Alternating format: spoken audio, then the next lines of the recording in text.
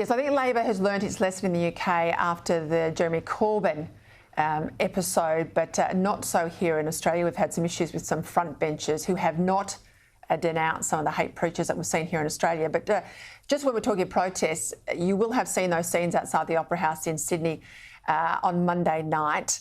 In particular, you know, comments, chants like "gas the Jews" and other things I can't repeat on television. How's that been portrayed overseas? Well, in a fairly competitive field, I think what's happened outside the Opera House was the worst display of anti-Semitism. You can get some protests where they're shouting "Free Palestine," pro-Hamas, and all the rest of it.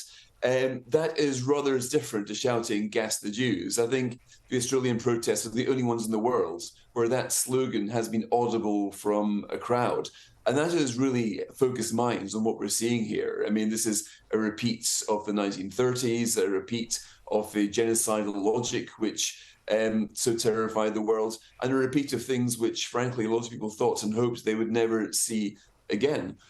So there have been, you know, everywhere you go, there have been deeply unpleasant Hamas protests, but none of them as shocking as what we saw in Sydney. Yeah, it brought to mind the speech recently by your Home Secretary, Suella Braverman, who said, you know, we must be on guard in the West about migrant populations who come to our countries and refuse to integrate in any way. I'm not saying assimilate.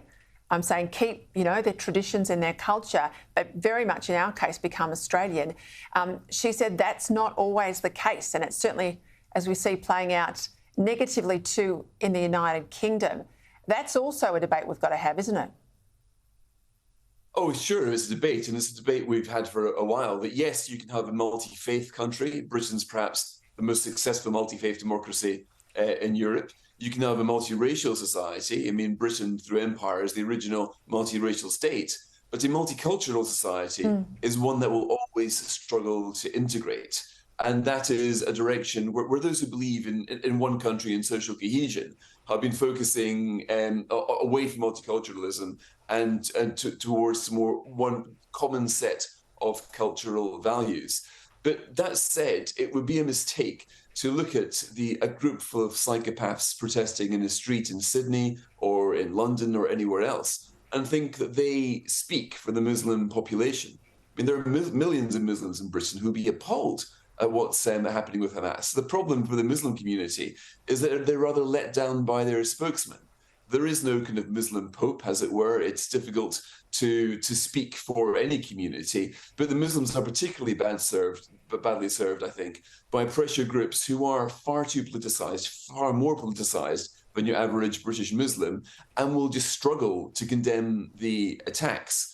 In Britain, for example, we've got the Muslim Council of Britain has issued a statement which didn't really issue a word of condemnation. That does not reflect, I think, what most British Muslims are thinking. Fraser Nelson, thank you. I'll be catching up with you in Australia next week. We'll see you then. Right, before we go, as I said there, I'll see him next week. There's a whole series of events with Fraser Nelson in Australia, including one in Melbourne at the Robert Menzies Institute dinner. Gala dinner. He's the keynote speaker. He'll be talking about the state of modern conservatism. Now, I'll declare I'm on the board of that institute. It's a not-for-profit at the University of Melbourne. But if you'd like to go, if you can attend, we'd love to have your company.